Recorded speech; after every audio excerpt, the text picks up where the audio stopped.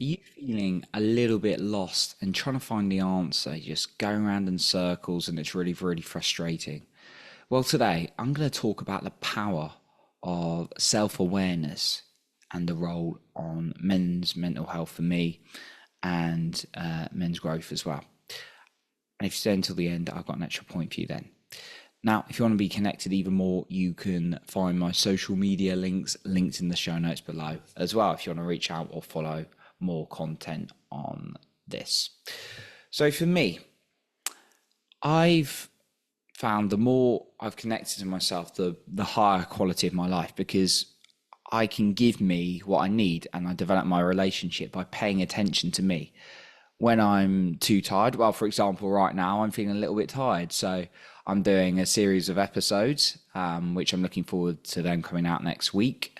And I'm actually going to do a couple more, and I feel like I need some move, I need some fresh air, so I'm going to give myself that.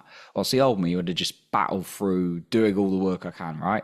Whilst I do want to give the value and I do have to work hard in order to really live my mission in life, I do give myself more of what I need. And I've also found I've not given myself what I needed in the past. I would eat the same things that would make me feel bad again and again. I would look or watch the same things that made me feel bad. I'd say the same things to myself that made me feel bad. And I just wouldn't pay attention or break that cycle. And I did a lot of deep work, particularly in the last year, with coaches and retreats and all kinds of things. And it's really developed my self-awareness to such a deeper level, learning from some of the best teachers in their area in the world. And what I've learned is self-awareness is key, because if we don't know what we need to give ourselves, how are we going to grow and how are we going to build a good relationship with ourselves and really care and love ourselves? And it's probably not helping you by just going through, maybe you're in a spot where you're just going through the same things again and again and you're like, I know I need to change, but why do I keep doing this? That probably doesn't feel so good, because I've certainly been there, and I'm just like going through the same cycles again and again, and it's really frustrating. So I really want to give a few things that have really helped me connect with myself and therefore improve my mental health as a man, and develop good relationship with myself and other people as well, because of the work I've been doing on me. So the first thing is, every morning I do a bit of breath work, usually about 10 minutes, not massively long. I do a deeper session each week as well. Now, what that does is it allows me to connect with my body. People do yoga, people do meditation. Mine's breath work. I do a little bit of meditation, but not massively. I've actually got a new coach, so I'm probably going to be diving into even more meditation, different techniques again. Always learning, always a student. For me, though, breath work is really allows me to connect with my body and feel where maybe there's some stored emotions, where I'm feeling a bit tight, how I'm really feeling. So that's a really good way to start my day. And I just do that for 10 minutes. And you can find some really good breathwork practices, Wim Hof or somatic breathwork online. The second thing is I log so much through the week on my phone. Just in the notes section, I will say, I felt really good from that. I felt not so good when that happened. Or this is showing up. That's made me feel good. I thought about this. I set this intention today and I felt a lot better. And just logging that, because even those little subtle loggings into my phone, and I actually do, I'll come on to the next step in a moment. I do reflect on that as well. So the next step, speaking of that, is every week I will get those notes from my phone and write them physically, because there's a difference between typing and physically. It's kind of makes more of a commitment and an intention when I write something down for me. And then I'm relearning it by writing it down. I will reflect on all the notes I made through the week, and then I will coach myself.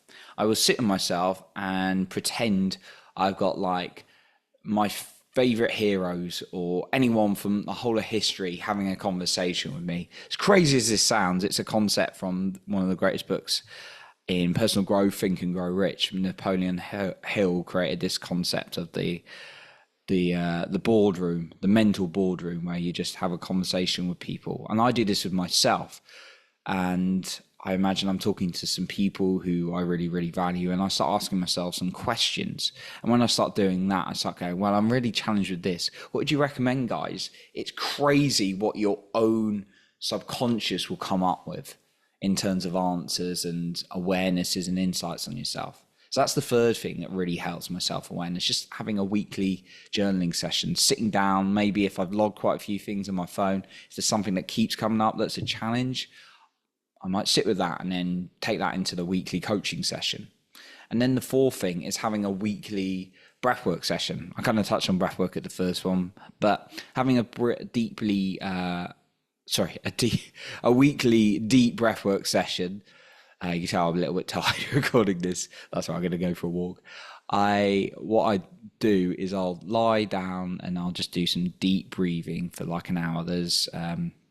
I'm actually training as a practitioner, so it's really, really helped me understand this work. But what that does is it allows me to feel into some stored emotions that are in my body as well. Now, I've got a final point that's really useful that I feel I want to share. But just for that, I want to mention again, if you want to connect with me or follow me more on social media, you can find me linked in the show notes below.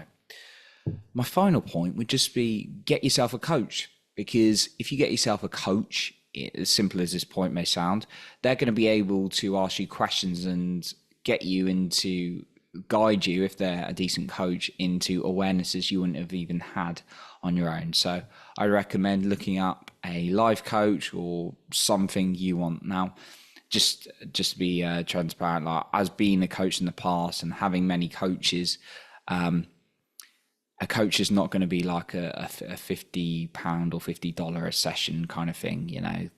Like a decent coach will, some of them might charge like a few hundred a month. Some very high quality ones will charge thousands. Now, I personally want to pay for even more, because the more I invest, the more I'm going to get out of it. And we spend our money on rubbish anyway. So just to be aware, but getting yourself a coach is really, really beneficial, and it definitely plays a return on investment if you find the right one for you to open up that self-awareness.